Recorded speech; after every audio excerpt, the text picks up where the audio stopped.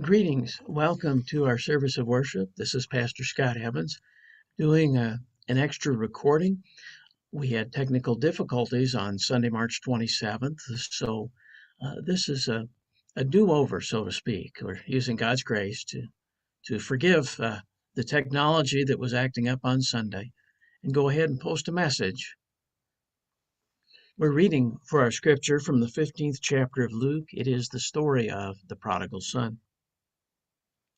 Now all the tax collectors and sinners were coming near to listen to him.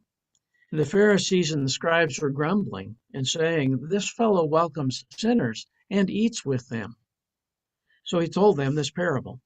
There was a man who had 2 sons. The younger of them said to his father, "Father, give me the share of the property that will belong to me." So he divided his property between them. A few days later, the young son gathered all he had and traveled to a distant country. And there he squandered his property in dissolute living. When he had spent everything, a severe famine took place throughout that country, and he began to be in need. So he went and hired himself out to one of the citizens of that country, who sent him to his fields to feed the pigs. He would gladly have filled himself with the pods that the pigs had been eating, and no one gave him anything. But when he came to himself, he said, "How many of my father's hired hands have bread enough and to spare, but here I am, dying of hunger. I will get up and go to my father, and I will say to him, 'Father, I have sinned against heaven and before you. I am no longer worthy to be called your son. Treat me like one of your hired hands.' So he set off and went to his father. But while he was still far off, his father saw him and was filled with compassion. He ran and put his arms around him and kissed him. Then the son said to him, 'Father, I have sinned against heaven and before you. I am no longer worthy to be called your son.' But the father said to his slaves, 'Quickly, bring out a robe, the best one, and put it on him. Put a ring on his finger and sandals on his feet. And get the fatted calf and kill it, and let us eat and celebrate. For this son of mine was dead and is alive again. He was lost and is found.' And they began to celebrate. Now his elder son was in the field, and when he came and approached the house, he heard music and dancing. He called to one of the slaves and asked, 'What is going on?'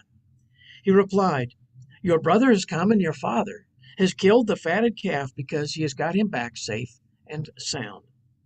Then he became angry and refused to go in. His father came out and began to plead with him. But he answered his father, 'Listen, for all these years I have been working like a slave for you, and I have never disobeyed your command. Yet you have never given me even a goat so that I might celebrate with my friends. But when this son of yours came back who has devoured your property with prostitutes, you killed the fatted calf for him.' Then the father said to him, 'Son, you are always with me, and all that is mine is yours. But we had to celebrate and rejoice, because this brother of yours was dead and has come to life. He was lost and has been found.'"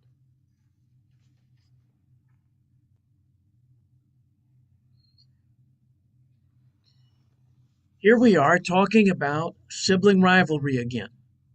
A man had 2 sons. We already used up the Smothers Brothers comedy team 2 or 3 months ago in a sermon. We will have to dig a little further this time. So there was once a shoemaker in Germany named Christoph Dassler.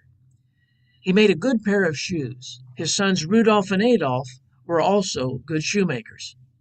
Papa had plans to be the main shoemaker in little Orach, Germany.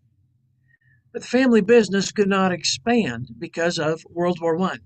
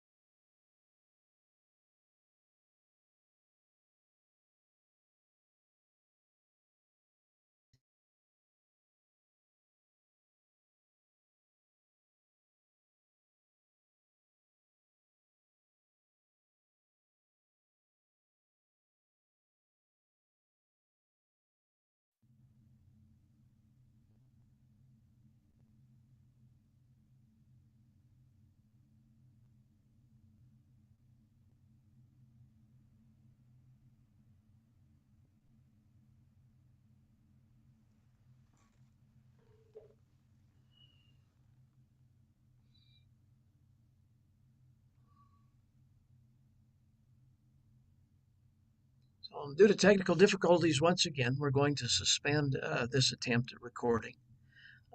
We will have to try again with a different